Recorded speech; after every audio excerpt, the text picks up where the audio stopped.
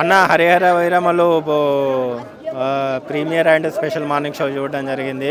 నాకు మూవీలో మెయిన్గా నచ్చిన ప్లాట్ వచ్చేసి కీరవాణి గారి బీజిఎం అన్న. సినిమాని నెక్స్ట్ లెవెల్కి తీసుకెళ్ళిందంటే కీరవాణి గారి బీజిఎం. ఈచ్ ఎలివేషన్ షాట్కి అసలు నార్మల్గా గూస్ బంప్స్ రాలేదు. RRR తర్వాత మళ్ళీ అంత డెడికేటెడ్గా వర్క్ చేసింది ఈ మూవీకే. అండ్ యాక్షన్ సీక్వెన్సెస్ కానీ, కుంఫు ఫైట్ కానీ, కొల్లగొట్టిన సాంగ్ కానీ, అండ్ పులితో ఒక సీన్ ఉంటుంది, ఆ సీన్స్ కానీ, ఇంటర్వెల్ బ్యాంక్ కానీ, ఫస్ట్ హాఫ్ మాత్రం టూ గుడ్, ఎక్స్ట్రాడినరీగా ఉంది.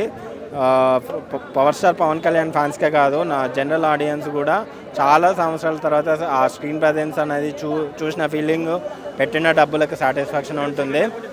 బట్ సెకండ్ హాఫ్ మాత్రం అసలు ఏమనుకున్నారో ఏమైందో తెలియదు కానీ కంప్లీట్గా 90 mm రాడన్న.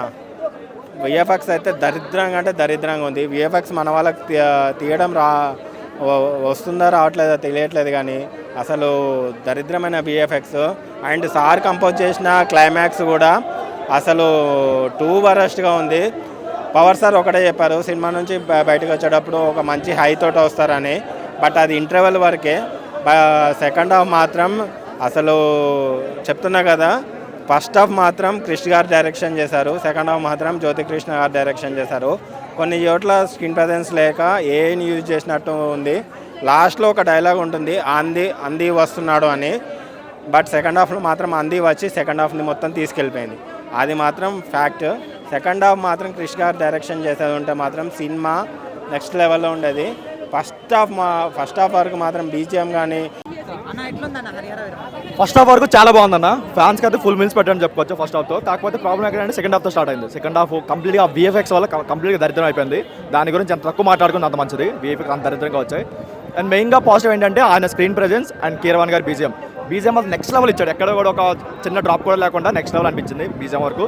కాకపోతే ఫస్ట్ హాఫ్ వరకు చాలా బాగుంది. ఫస్ట్ హాఫ్లో కుస్తీ ఫైట్ అయినా సరే, లేదంటే చార్మినార్ ఫైట్ అయినా, లేదంటే చిన్న ట్విస్ట్ అయినా సరే, లేదంటే పులితో ఒక సీన్ ఉంటుంది, ఆ సీన్ అయినా సరే, అన్ని నెక్స్ట్లో వచ్చాయి. అన్ని ఫ్యాన్స్కి నచ్చాయి, అన్నీ ఉన్నాయి ఫస్ట్ హాఫ్లో. కాకపోతే సెకండ్ హాఫ్ మొత్తం పడుకోబెట్టాడు అనిపించింది. ఫస్ట్ హాఫ్లో సెకండ్ హాఫ్ కంపేర్ చేసుకుంటే ఈజీగా తెలిసిపోతుంది. ఫస్ట్ హాఫ్ క్రిష్ డైరెక్ట్ చేశాడు, సెకండ్ హాఫ్ ఈయన డైరెక్ట్ చేశాడని తెలిసిపోతుంది ఈజీగా. ఎందుకంటే మీకు ఆ మేకింగ్లో తెలిసిపోతుంది, మేకింగ్లో మీకు ఐడియా వచ్చేస్తుంది. ఎందుకంటే ఫస్ట్ హాఫ్లో ఏదైతే ఒక గ్రిప్పింగ్ దిగా వెళ్తుందో, సెకండ్ హాఫ్ ఆ గ్రిప్పింగ్ కంప్లీట్గా మిస్ అయింది. ఏదో వెళ్తుంది, ఒక డైలీ సీరియల్ వెళ్తుంది అనిపించింది తప్ప ఎక్కడ అంత గ్రిప్పింగ్గా కానీ, ఒక మంచి డ్రామా కానీ ఎక్కడైతే వాళ్ళు క్రియేట్ చేయాలనిపించింది. అనుకునే వాళ్ళం ఈ ఇయర్ కన్నప్పని బిగ్గెస్ట్ రోల్ అయిందని చెప్పి. వన్స్ హరిహర మేలబల్లి ఓటీటీకి వచ్చాక బిగ్గెస్ట్ రోల్ మెటీరియల్ అయింది ఆ విఎఫ్ఎక్స్ వల్ల. అంత దరిద్రంగా వచ్చాయి. ప్రతి సెకండ్ హాఫ్లో వచ్చే ప్రతి హార్స్ సీన్ ఏదైతే ఉంటుందో ప్రతి సీన్లో దరిద్రంగానే ఉంది. దానివల్లనే సినిమాకి మొత్తం నెగిటివ్ అంటే అది 1 to 10 వరకు నెగిటివ్ అని చెప్పుకోవచ్చు. అంటే విఎఫ్ఎక్స్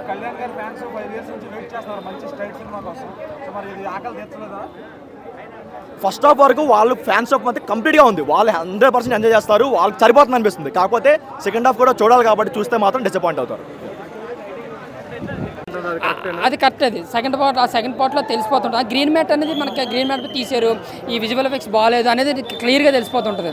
ముఖ్యంగా ఎందుకు తెలిసిపోద్ది అంటే జ్యోతికృష్ణ గారికి అండ్ క్రిష్ గారికి ఉన్న తేడా స్క్రీన్ మీద కనిపించిపోతుంది అనమాట. ఎందుకంటే క్రిష్ గారు డీల్ చేసిన విధానం ఫస్ట్ హాఫ్ వరకు ఓకే బాగానే ఉంటుంది. బట్ సెకండ్ హాఫ్ ఏంటి మరీ ఘోరంగా తీసేసాడు.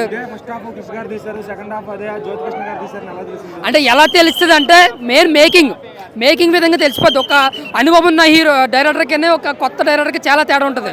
ఎందుకంటే ఒక స్టార్ హీరోని డైరెక్ట్ చేయడం ఒకలా చేస్తాడు. ఎందుకంటే మనం చాలా సినిమాలు చూస్తాం కాబట్టి మనకు తెలుస్తుంది. సో ఓవరాల్గా మా వరకు చూసుకుంటే అంటే మీకు తెలుసు కదా, ఇప్పుడు ఎవరి సినిమా అయినా మేము హీరో కోసం మాట్లాడం, కేవలం ఒక సినిమా కోసం, ఒక డైరెక్టర్ హీరో ప్రొడ్యూసర్ కోసమే మాట్లాడతాం. సో ఓవరాల్గా చూసుకుంటే ఒక యావరేజ్ మూవీ. ఎందుకు అంటున్నానంటే ఇంకొకటి బోలాశంకర్ హరిహర విరమంలో గేమ్ చేంజర్ మెగాకు డౌన్ఫాల్ స్టార్ట్ అయింది అంటున్నారు. ఏం చెప్తారు మీరు? అంటే ఒక సంవత్సరం ఒకలా, ఎందుకంటే 4-5 సంవత్సరాల నుంచి అక్కిన ఫ్యామిలీకి బాగాలేదు. బట్ ఈ ఇయర్ టోటల్గా ఆయన ఆ ఇమేజ్ నడుస్తుంది అనమాట. సో అలాగనే ఏం కాదు. ఈ సినిమా కోసం మాట్లాడుకుంటే ముఖ్యంగా మైనస్ ఎక్కడ ఉందంటే జ్యోతికృష్ణ గారిని తీసుకోవడం. ఆ డైరెక్షన్ క్వాలిటీకి ఈజీగా తెలిసిపోతుంది. ముఖ్యంగా మళ్ళీ ఇంకోటి ఏంటంటే క్లైమాక్స్ బాగాలేదు. క్లైమాక్స్ అనేది అంటే అసలు ఏవో ఎక్స్పెక్ట్ చేస్తారో ఎక్స్పెక్ట్ చేయని విధంగా లేదు అక్కడ. అది చాలా సిల్లీగా తీశారు. 2-3 చోట్ల అయితే డూబ్ బొమ్మ కనిపించిపోతుంది. అంటే మరి అంత వీక్ విజువల్స్ మనకి ఎందుకు తీసుకోవాలి?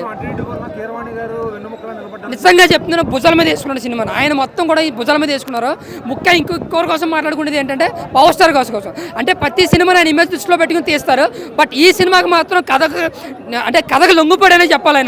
ఆయన మాస్టర్స్ ఫైట్స్ కానీ, ఆయన కష్టపడ్డ విధానం కానీ నిజంగా చాలా బాగుంది. చాలా యాక్టివ్గా, చాలా అగ్రెసివ్గా నిజంగా దుమ్ము దులిపాడనే చెప్పాలి. వెయిట్ చేసినందుకు కళ్యాణ్ ఫ్యాన్స్